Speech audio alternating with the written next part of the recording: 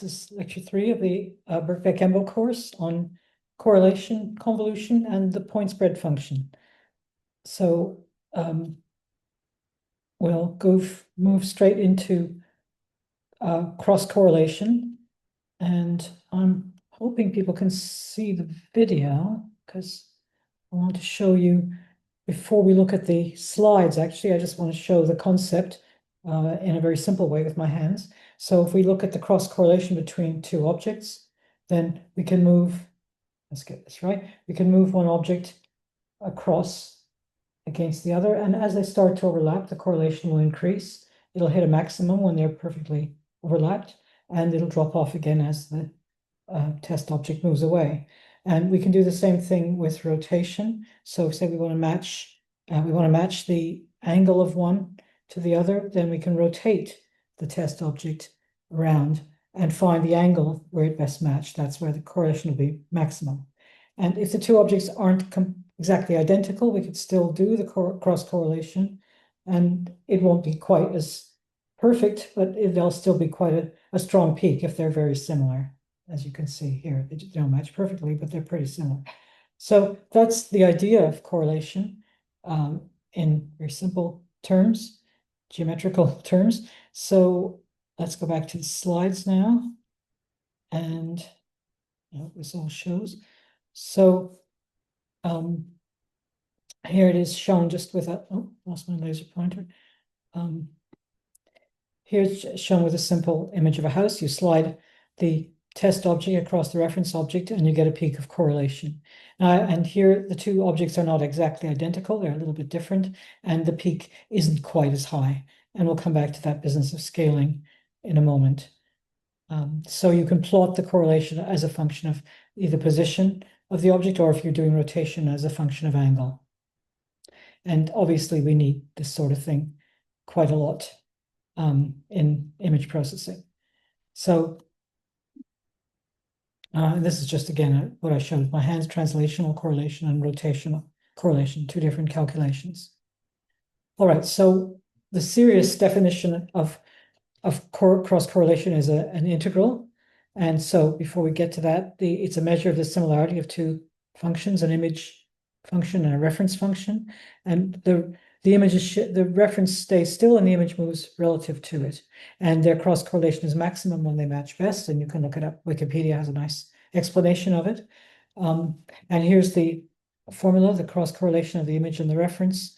Is this symbol that I'm using, the convention I'm using, is that the asterisk represents the function of cross correlation. Now, that's not the same as the superscript asterisk. That represents the complex conjugate of one of the functions. So it's an integral over all of the variable, the distance, or whatever you're using. And it's the complex conjugate of the reference times the image, but not just of the same variable, but plus a constant, r plus t.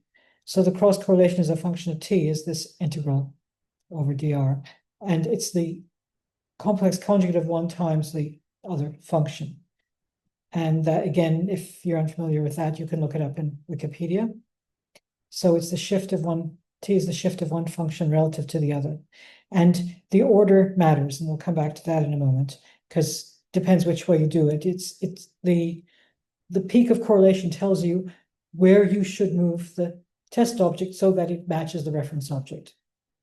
And there's one more thing. Remember I said that the peak was a bit lower when the two objects weren't identical, so it has to be normalized.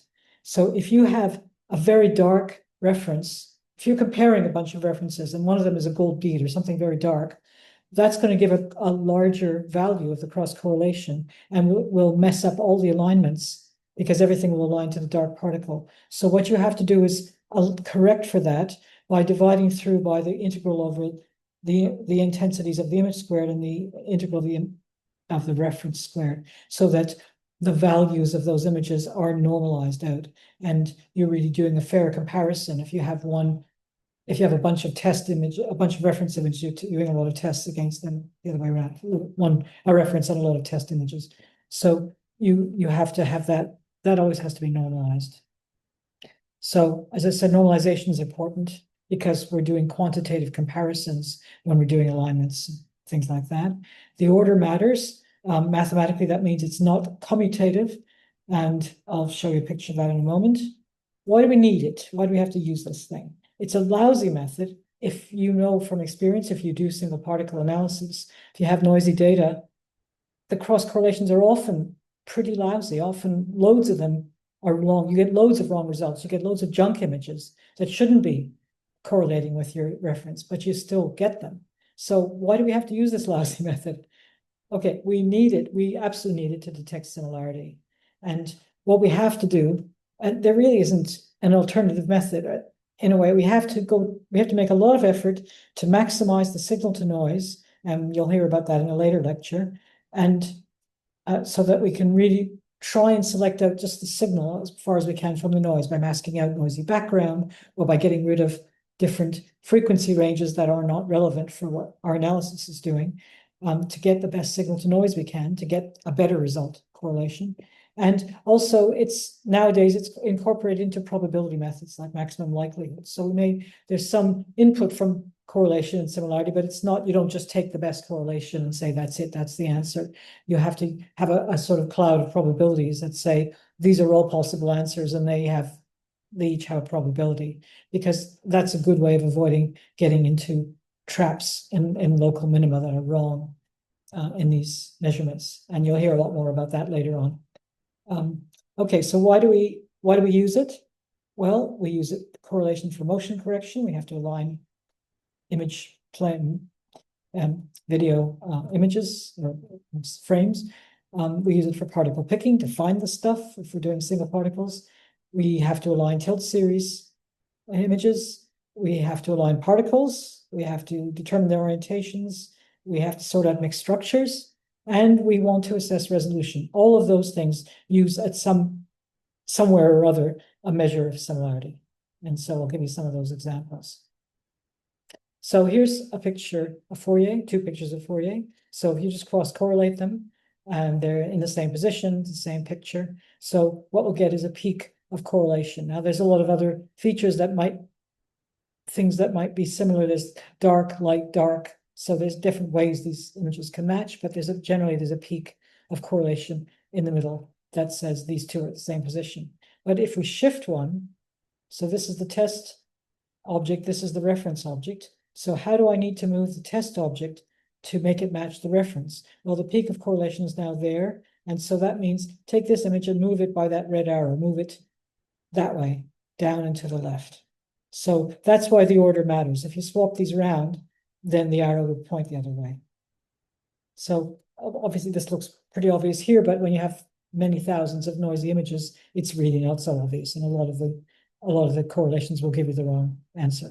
And you have to do some work to get that right. So, and here's an example of, in a way, more realistic in some ways, that the two images are not identical. So here they're pretty similar. It's the same view of Mr. Fourier. Not quite the same picture, but it's very similar. And you get a peak that says, yeah, that's where they match. But what if you cross-correlate Fourier with a zebra? Well, they're not very similar.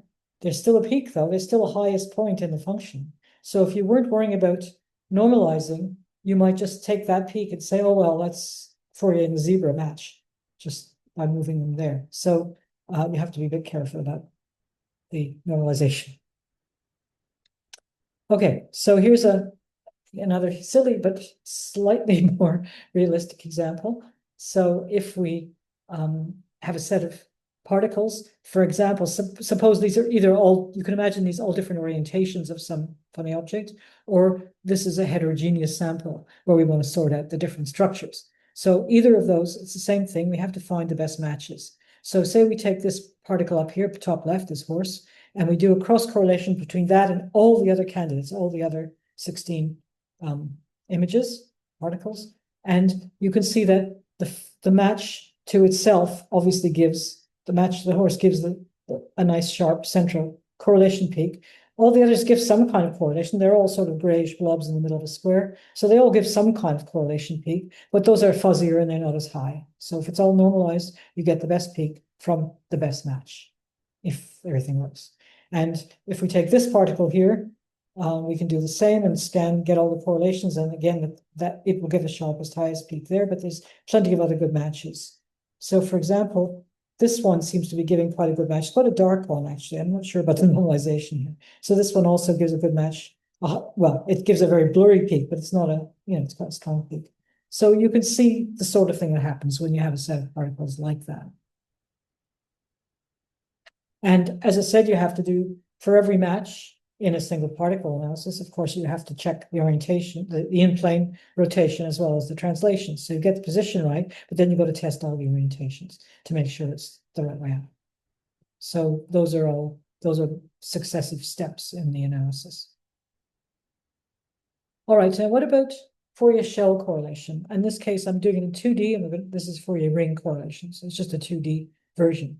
So in this case, we're not comparing the real space images, we're comparing their transforms, we're comparing the reciprocal space data, which you've heard all about in the preceding lecture. So if you haven't watched the Fourier lecture before this one, you better go back and watch it, because I'm not going to re-explain that. So we have two maps. Supposing we have our two half maps that should be identical if our structure analysis was right, but they're going to have some noise, and the noise will eventually take over. So how can we test to what the resolution of this map and to what resolution we can rely on it? So what we do is we take successive rings in reciprocal space and say, okay, the very center, they're going to match very well. So we do a cross correlation between, they're the rings, sorry, low resolution, middle, high resolution at the edge. So we have our two sets of rings, and now we're going to go ring by ring and say, central one, how well do they match? Next, and so on, and plot the match for each ring, because each ring is at a higher resolution than the one before, a higher spatial frequency. So there's the correlation. You can't see it, they're the two central little dots, and we're going to get a high correlation because that's the very center. That the low resolution should really be very similar. The noise shouldn't affect it there. And then we carry on, take the second ring, we get a second dot, a second measurement, the third one, and that's going a bit further out, and then we keep going out, and we go through all the rings, and we plot the correlation for each ring. So what you get in a well-behaved Fourier shell or Fourier ring correlation is a curve that starts around 1, and then it smoothly tails off to 0, to near 0. And then we have our criterion, which we'll hear about later, about where we read off, at what correlation we read off the resolution that we are going to assign to that map. And we have conventions for that, and there's fixed things, 0.143. Correlation is usually the one used to tell us to what resolution our map is reliable. So that's just cross correlation, but it's using Fourier terms instead of real space. Yeah, there's our threshold. Okay, so that's it for correlation for now. I think it's fairly intuitive. I hope that was understandable. Obviously we'll have a discussion about this in the actual course. Now we're moving on to convolution. This one's less intuitive. It's not immediately as easy to understand, but it's also very important in image processing. We use it all the time. It's also defined by an integral, but which looks quite similar to convolution. So here, the symbol I'm using, this is one of the conventions often used for convolution. It's a circle with an X inside it. That means convolution. We have image 1 and image 2, and we're convoluting them. And the convolution is defined as the distribution of one function determined by the second one. So that doesn't sound very clear, and I'm going to explain that with pictures in a moment. So the integral looks like this. It's overall space, and it's the image 1 of R times image 2 of t minus R dr. Now t again is a shift parameter, but you'll notice that it was t plus R in the correlation and it's t minus R in the convolution, and also in the cross correlation, one of the images was the complex conjugate, and in this case they're both just the actual function. So it looks similar, but it's not the same, and it gives quite a different result, which we'll see in a moment. So why do we need to worry about this? We use it all the time certainly for CTF correction, which we need to do for Cryo-EM, and we use it for filtering. And I'm not sure if we'll talk about image filtering to make it clear what that's all about. So this is, I think, the easiest way to understand how you can take one function and distribute it at all the points of another. And this is a really good way to make wallpaper or a crystal lattice. So if you really want wallpaper with chickens all over it, this is a great way to do it. You have your image of your chicken that you want on your wallpaper, and you have a lattice function. These are just a set of a point should be a sharp point at each lattice position. So we can convolute the chicken with the lattice. What does that do? It puts a chicken at every single lattice point. So we get this array of chickens. So that's, I think, the most straightforward way to understand a convolution. It's putting one function at all the points of the other one. And that works really well when you have one little thing and a big thing or a sharp point and something else. So here's another example. It's not a lattice, but supposing we have a frog drawn with dots, we convolute that with an X. Well, it's going to put an X at every dot. So we get a sort of slightly hairy looking frog with X's, outlined by X's instead of by dots. So that's the convolution of the two functions. So again, quite handy if you want to do some silly wallpaper, but those are simple convolutions. Now, it gets much messier if you have two similar objects. So let's compare correlation and convolution now. So if we have two images of elephants surrounded by outlined by dots, and the reference image is in the middle, the test image is shifted. Well, the cross correlation tells you where to move the blue one to match the brown one. So that arrow says move it down that way, and it'll match the reference image. So that's the correlation. The cross correlation is a peak there between the two images. Now, the convolution is a much messier thing.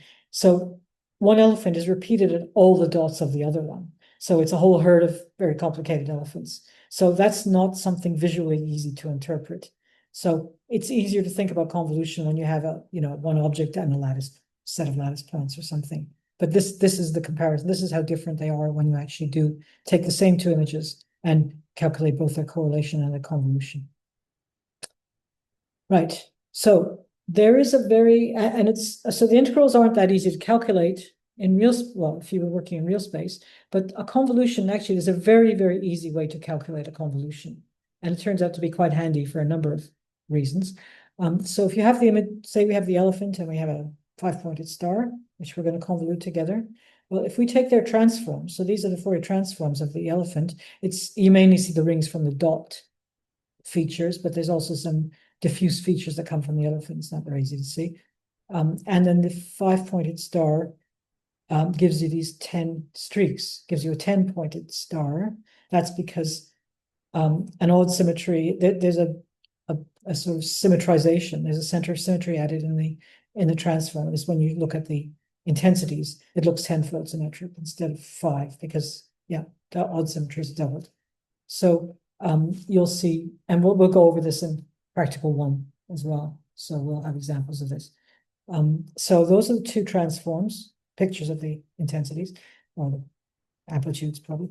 And to get the convolution of these two images, there's an easy way to do it. We take the transforms and we multiply them together. This is now the product of the two transforms. So it's the 10 streaks multiplied by this set of rings. So you see this composite, this product transform. And if we inverse transform that, we get the convolution. So a convolution in one space is a multiplication in the other. If you do a convolution in real space, it's the product in reciprocal space is the product of the two transforms, and you can go back to real space then.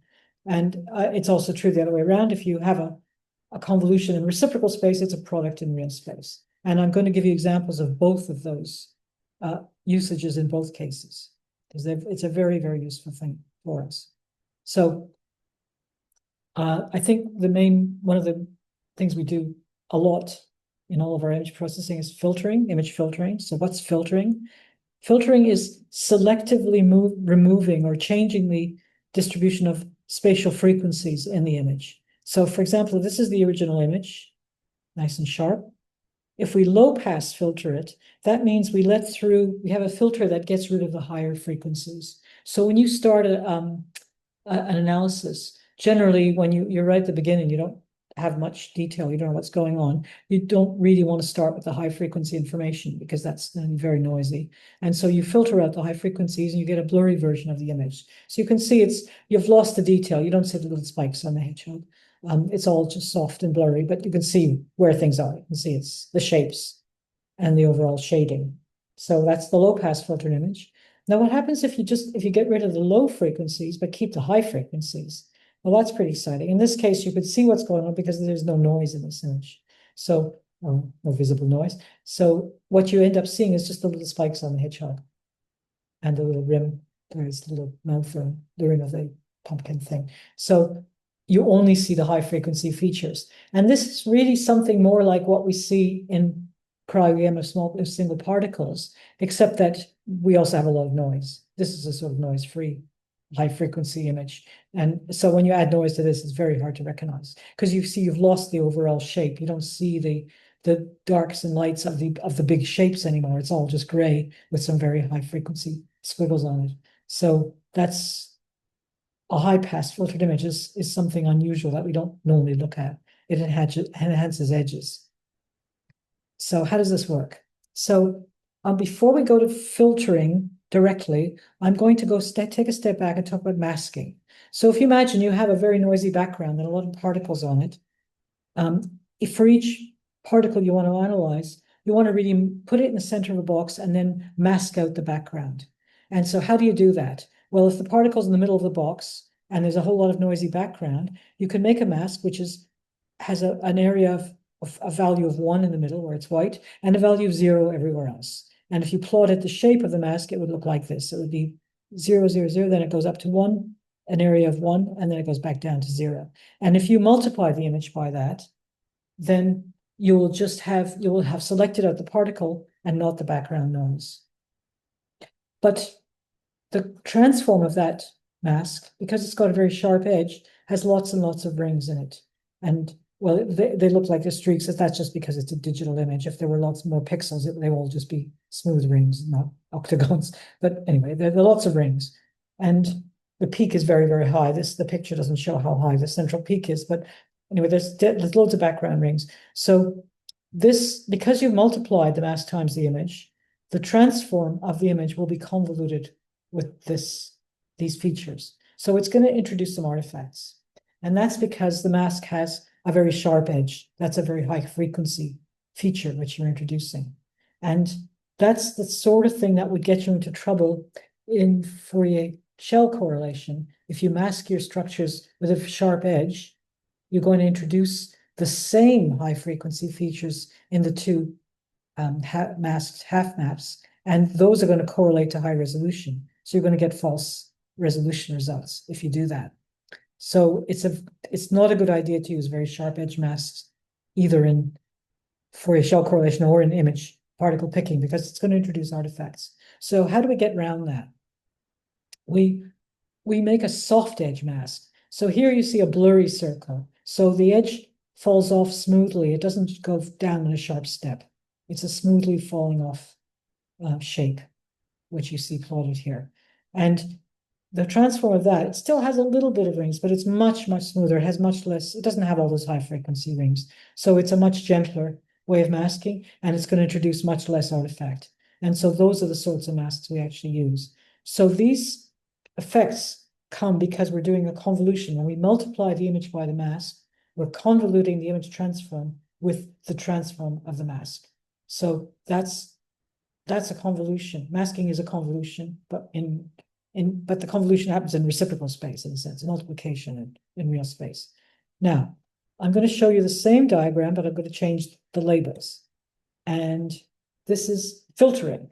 So imagine that this is now the transform. The image transform is going to be multiplied by one of these. So this is now in reciprocal space, and we're either going to chop off all the high frequencies with this filter with a sharp cutoff, or we're going to let the spatial frequency smoothly tail off to 0 with a soft edge mask. And so you can imagine, because we're multiplying the image transform by one or other of these, we're going to convolute the image with these features. And so if you have a sharp edge filter, you're going to get lots of fringes in the image. And if you have a soft edged filter, you won't have so many fringes in the image. It'll be much smoother. And so let's see what this looks like on an example image. So here's an image, a rectangle, and its transform. And did I get the transform the wrong way around? Why is this sideways? What's going on? Okay, you have to think about that for a moment. We have a long feature here, and we have a long feature perpendicular to it on the transform. So remember, it's the reciprocal.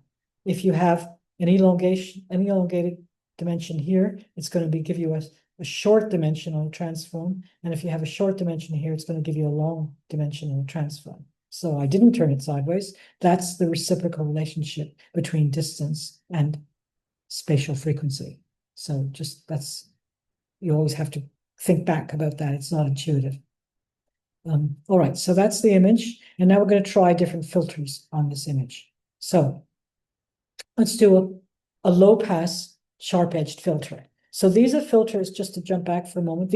We're talking about filters like this. We're filtering spatial frequencies, and the low pass one is going to cut out all the high frequencies, and either with a sharp or a soft edge. So here we are with a low pass sharp edge, hard edge filter. And you can see what we've done is we've taken that circle and just chopped out the center part of the diffraction pattern, and all the rest is gone. We've taken this filter and just chopped the circular region out of the transform. And what do we get? We get a soft edge rectangle, but we also get lots of fringes because we've used the sharp edge filter.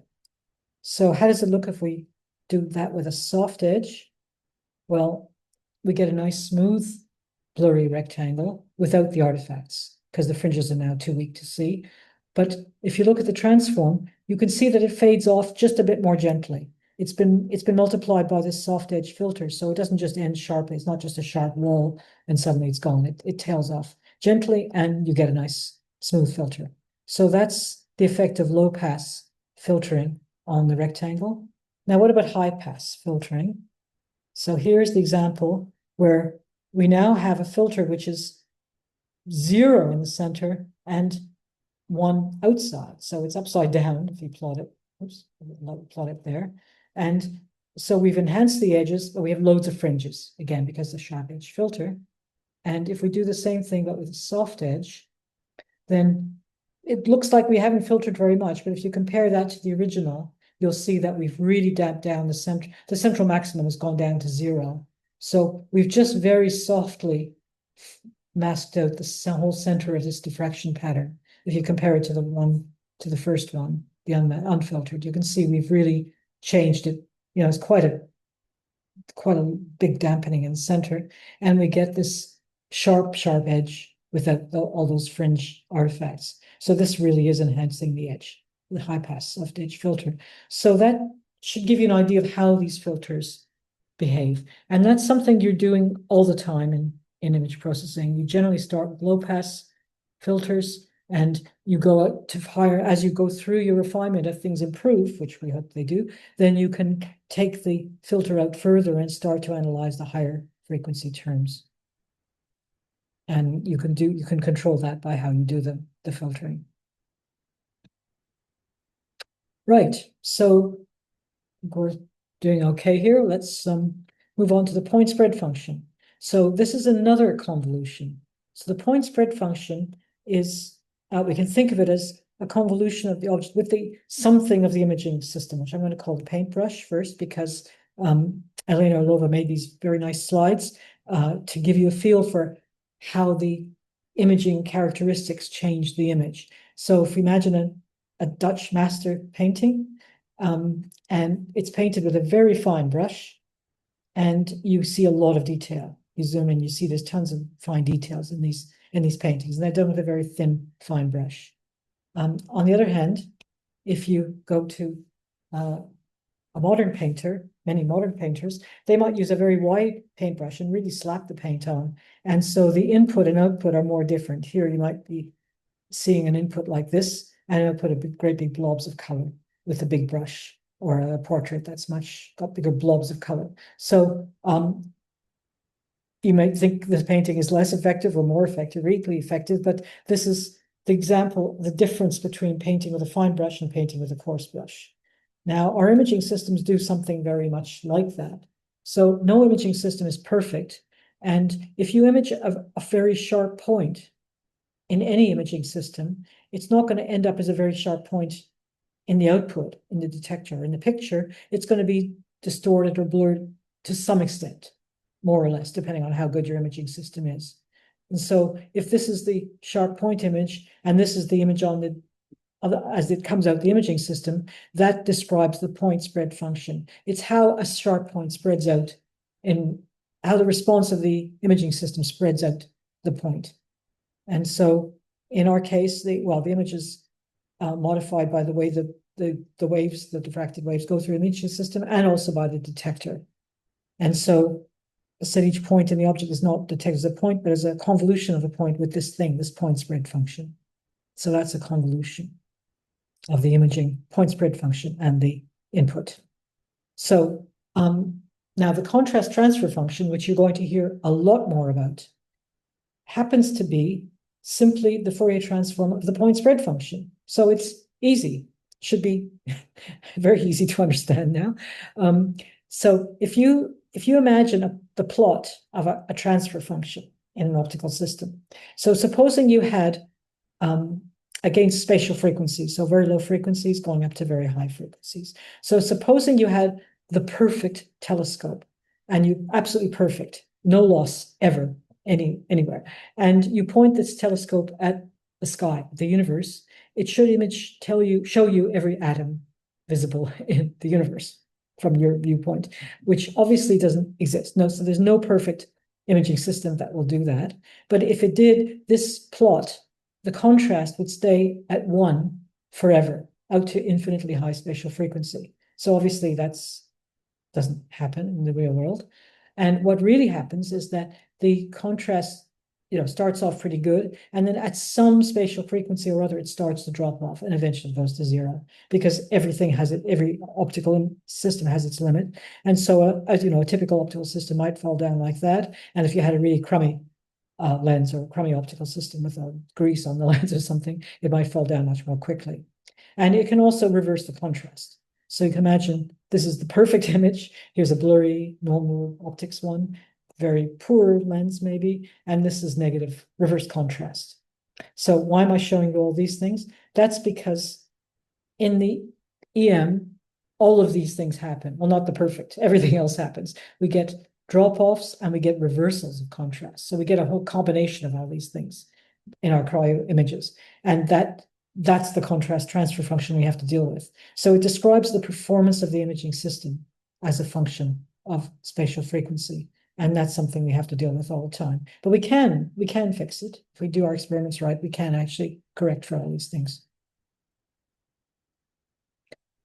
Right, so this is what real contrast transfer functions look like. These are plots of EM, well, probably theoretical plots of EM contrast transfer functions. They start off high and they oscillate back and forth. We have all these oscillations, and you'll hear more about that in subsequent lectures. And the more you defocus, the more they oscillate. So here, the very close to focus is this orangey curve, which hardly oscillates at all. And you see very little contrast at low frequency. That's why it's so hard to see things, because at the low frequency end, there's very little contrast transfer. And the more you defocus, the more that first minimum or maximum shifts to the center. So the more you defocus, the more contrast you get. That's why when you defocus, you can see particles better. You have better contrast. The particles are blurry, but you could start to see them better. And so that's as I said, that'll be discussed a lot more later in the course. I'm just introducing the idea here. Right, so what does this look like in theory? So here's a particle with no noise. This is a theoretical calculation, the projection of a particle without noise. And here's the effects of different defocuses applied to that particle. So close to focus, you see these just very sharp, high frequency features. And the more you defocus, but not much contrast. And the more you defocus, the features coarsen, but you also get more contrast. So the heavily defocused one, you see really nice dark contrast. That's where you'd probably be able to find the particle much more easily, even though it's got a lot of distortion from the CTF, from the contrast transfer, at higher defocus. And of course, that's all without any noise. So in the real data situation, it's much more like this. Close to focus, you really struggle to see anything. There's just not enough signal over the background, not enough contrast to see against the background noise. And the more you defocus, the more chance you have of finding the particle. So these are just the same images with a lot of background random noise added. So that's what we're actually dealing with. And so this CTF thing, it's a multiplication. As I said, its convolution is a multiplication of Fourier space. So that contrast transfer, the point spread function is convoluted with the image. And so the contrast transfer function is multiplied by the image transform. So it should be easy. We have a multiplication. We can work out the function. We can measure the defocus and get that function. So why can't we just reverse it? We just divide in Fourier space. Simple. So then we can deconvolute, restore the original image. Simple. Well, that's sort of what we do, but there's a catch. And that's, if you remember, it's constantly oscillating up and down between positive and negative. So there's lots of zeros. And you can't divide by zero. So you have to get around that. But there is a way around that, and that's that you have lots of different defocus images and you ignore the zeros. You can't deal with the zeros in each individual image, but you can fill them in with non-zero regions in other images. So we get around that problem. So we have to make a little effort, but we can correct for the CTF. And you'll hear about that later on in the course. Okay, so I think I've covered the convolution correlation topics now in point spread. And one thing well, in response to a question from somebody in the lab, I decided to assemble a set of references of the sort of milestones, the sort of great milestones in developing all these ideas in image processing, because probably people don't come across these so often nowadays. And so I started by looking at, well, the fast Fourier transform. That's the thing that makes it feasible to do all these calculations in a sensible time. That was developed in 1965, but it turns out Wikipedia tells me that actually the algorithm for speeding up these calculations was discovered by Gauss in 1805, and that's even before Fourier developed the Fourier series in 1822, whatever that was. So that was much earlier than I thought. But most of this is 1970-ish and onwards. So as Aaron Klug and his colleagues worked out a lot of the basics of 3D reconstruction from electron micrographs, and Hoppe worked out quite a bit about how to get the amplitudes and phases and what it all meant. Tom was the person who worked out phase contrast and the tone rings, those rings they're called tone rings. That's from this person. And then there was all the business of how to measure the defocus and how to correct for it, and how to motif detection. So this is cross correlation. This is finding particles, motifs, images, shapes by in noisy micrographs by cross correlation. So that's really the sort of stuff we've been talking about. That was Owen Saxton and Joachim Frank in 77, and then using statistical analysis to sort out different orientations or different structures started very early on with Marion Van Halen and Joachim Frank. The maximum likelihood methods that are now rely on cryospark were applied much earlier in an earlier form, maximum entropy, to X-ray crystallography by Gerard Bracogna. So that goes back to the 1980s. And Shores then took that up later on. Well, Sigworth wrote a theory paper about it earlier, but Shores actually implemented it much more recently, well, about 10, 15 years ago. I mean, in a form that suddenly everybody could use. And then this, Nigel Unwin did quite a lot on contrast transfer and amplitude contrast and phase contrast, practical microscopy methods. And then there's obviously AI is having quite an impact on a lot of the methods, especially things like particle picking. So I assembled this as a somewhat random collection for those of you who want to know the history of some of these basic concepts. So that's it. And I look forward to the live discussion with you at the actual course. So that's it for now.